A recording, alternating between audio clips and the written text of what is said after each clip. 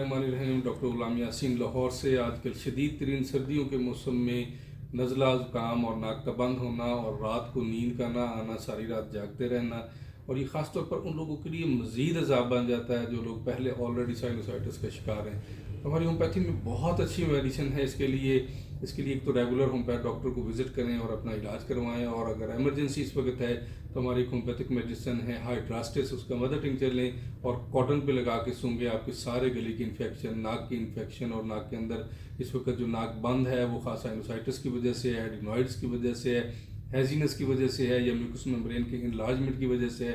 इन तमाम चीज़ों को हाइड्रास्टिस मदर टिंचर आपके फौरी तौर पर नाक को खोल के सांस को बहाल कर देगा। उसके बाद जो भी मसला है एक्सरे करवा के किसी करीबी होम्योपैथ के पास जाएं, अपने आप की ज़िंदगी आसान बनाएं और ये मैसेज दूसरे लोगों तक भी पहुंचाएं ताकि लोगों की ज़िंदगी आसान हो सके।